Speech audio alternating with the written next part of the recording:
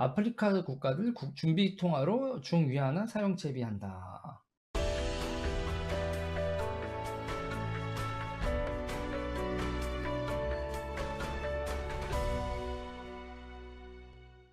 중국은 130여 개 국가의 최대 무역 상대국이라며 회원국 대부분이 이제 이 아프리카 회원국을 얘기하는 거예요.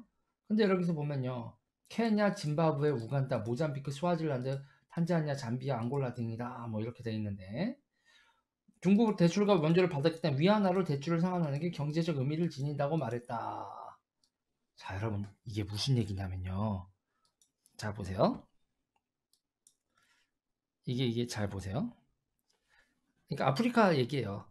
자, 이게 제가 이렇게 이게 무슨 광물이라고 있어요. 근데 누가 왔어요. 이거 좀 줄래?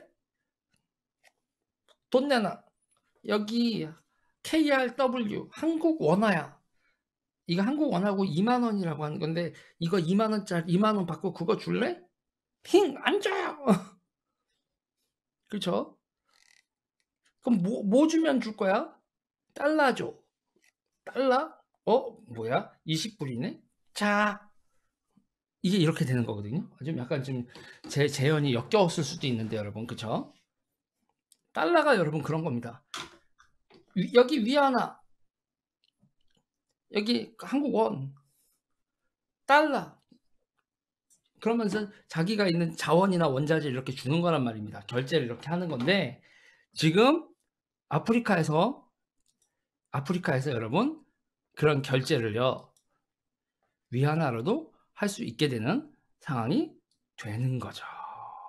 그러니까 위안화가 기축통화될 일은 없습니다인데 위안화가 그 결론을 내기 전에 지금 중요한 거는 위안화가 기축통화가 되고 싶어서 안달이 났고 일단 IMF, SDR 바스켓 통화 중에는 들어갔으니까 위안화는 명목상은 기축통화죠. 명목상은 기축통화고 아직 국제적으로 거래가 안 돼서 실질적으로 기축통화가 아니지만 명목상으로는 기축통화의 조건은 갖추고 있죠. 자, 그런데 중국이 아프리카에서 원자재를 이렇게, 근데 여기서 여러분 재밌는 게 있죠. 이렇게 돼서 대부분의 중국으로부터 대출과 원조를 받았기 때문에 위안화로 대출을 상환하는 게 경제적 의미를 지닌다. 아프리카 국가들 상대로 뭐 100억 달러, 200억 달러 이렇게 몇십 조씩 중국은 계속 원조를 해왔고요.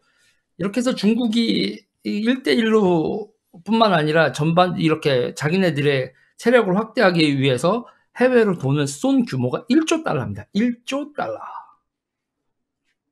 1조 달러야. 1조 달러. 근데 여기서 여러분 하나만 물어볼게요. 아프리카의 화교가 몇 명일까요? 제가 어저께 얘기했나요? 혹시? 제가 어저께 혹시 얘기를 했나요? 내가 했던 것 같기도 하고 안 한 것 같기도 하고. 아프리카의 화교가 몇 명? 어저께 몇 명일까요? 동남아시아엔 4,000명입니다. 4,000명이 아니라 4천만 명. 동남아시아는요, 여러분 화교가 4천만 명이래.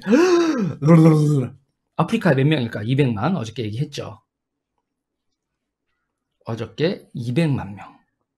200만 명이라고 합니다. 근데 여기서 여러분 200만 명에서 더 중요한 게 있어요. 자, 200만 명인데요. 200만 명인데 아프리카 200만 명인데 동남아 화교하고는 달라요. 동남아 화교는 중국이 뭐 침략당하고 뭐 해서 몇 세대에 걸쳐서 오랫동안 누적돼 있는 화교고 거기 현지화돼 있고 중국 본토하고의 공산당하고의 관계도 좀 물음표가 있고 이런 식의 화교들인데 아프리카 화교들은요. 중국이 전략적으로 보낸 화교들이에요. 아프리카 화교들은요. 중국이 전략적으로 보낸 화교들이에요. 심지어는 이런 사람들도 있어요. 너 감옥 갈래? 아프리카 갈래? 너 감옥 갈래? 아프리카 갈래? 그리고 아프리카를 간 사람들도 있어요. 자, 중요한 건요. 중국은 투자를 해서 아프리카에다 항구를 만들어줍니다. 항구를 만들고요. 항구에다 거기 이제 수도나 이렇게 있을 거 아니에요? 항구하고 수도를 연결하는 뭘 또 만들어요? 도로까지 만들어주고요. 거기서 여러분 무슨 건물 센터, 뭐 무역센터 이런 것까지 여러분 심지어는 앙골라 같은 데는 관광지까지 중국이 쫙 만들어 버립니다. 자, 중요한 건요. 항구 만들고 도로 만들고 그 중간중간에 있는 물류센터까지 만들고요. 터미널까지 만들고요. 그 터미널의 운영을 누가 한다? 중국 화교들이 한다. 다시 말해서 아프리카의 상업을 중국이 장악한다. 이거 일본이 우리나라 식민화할 때랑 똑같은 방법인 거예요. 일본이 우리나라 식민화할 때랑 똑같은 겁니다. 그리고 그 200만 명의 있잖아요. 그 200만 명의 화교들과 그 밑에 있는 종업원들이요. 자, 근데 여기서 여러분 우리가 재밌는 게 있습니다. 재밌는 건 아프리카의 인구 구조는요. 아프리카의 인구 구조는 여러분 요렇게 생겼다는 거예요. 우리나라 1960년대를 보면 되는데 인구 구조가 아프리카 인구 구조가 요렇게 생겼어요. 아프리카 인구 구조가 요렇게 생겼거든요. 이렇게 우리나라 1960년대처럼 이렇게 애들이 많고 쭉 이렇게 나이 먹은 사람들 없고요. 그런데 중국이 저기서 무슨 원조의 대가로 무슨 교육을 시키느냐? 친중 교육을 시킵니다. 친중 교육. 친중 교육 별거 없어요. 여러분 혹시 얘기 들어보셨습니까? 제3세계 비동맹 노선 이런 거, 비동맹 연맹 이런 거 들어보셨어요? 제3세계 비동맹 운동 들어보셨어요? 그때 누가 맹주 역할을 합니까? 지금도 여러분 있어요. 지금도 명목상으로는 있습니다. 자, 비동맹 회원국 그림을 보여드릴게요. 이렇게 생겼습니다. 비동맹 운동의 2012년 기준인데요.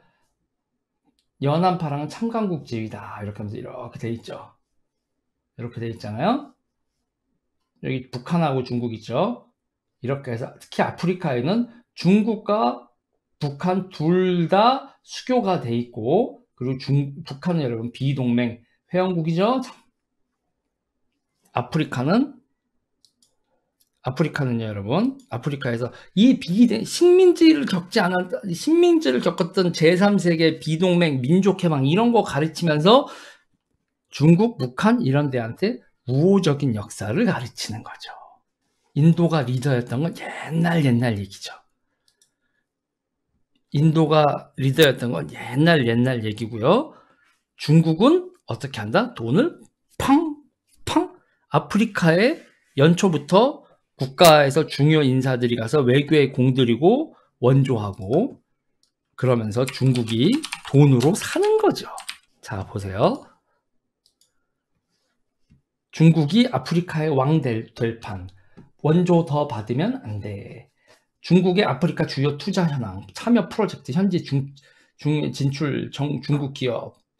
짜자자자자자자. 보이십니까? 600억 달러 추가 지원 밝히자. 빚더미 안게 할 돈이다. 빚을 안게 한 다음에 국채 상환 운동 같은 거라도 되나? SOC 건설에 중국 돈 쓴 잠비아 전력공사 중기업에 인수될 위기. 어머나 잠비아.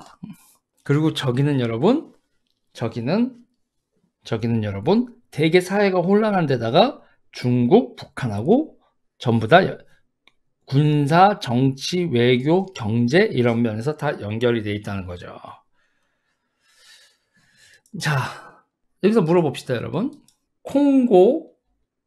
콩고하고 우간다 이런 데 있잖아요. 물어보자고요. 정의연은 우간다에서도 여러분 2억인가 얼마를 조성을 하고 어쩌고저쩌고 했는데 거기에 간 돈은 50만원, 석 달에 50만원씩 3번 200만원인가 갔죠. 2억 2천인가 센터 짓는다고 2억 2천인가 모금해서 그렇게 했고, 뭐 콩고에도 뭐 한다고 해서 돈 모았다가 어쩌고저쩌고 했고. 아프리카에 왜 이렇게 가려고 할까요? 정의연이 뭐 인도적 지원 기타 등등 하는데 그걸 믿어?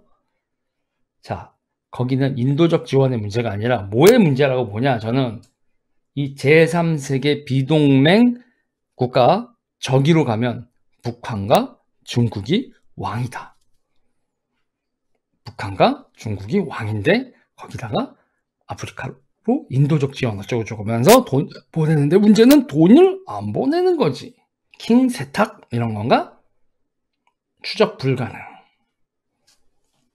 라고 저는 하나의 소설을 쓴다 이거죠. 네, 이게 어떻게 되는 로직인지 알겠죠? 자, 어떻게 된 로직인지 알겠죠, 여러분?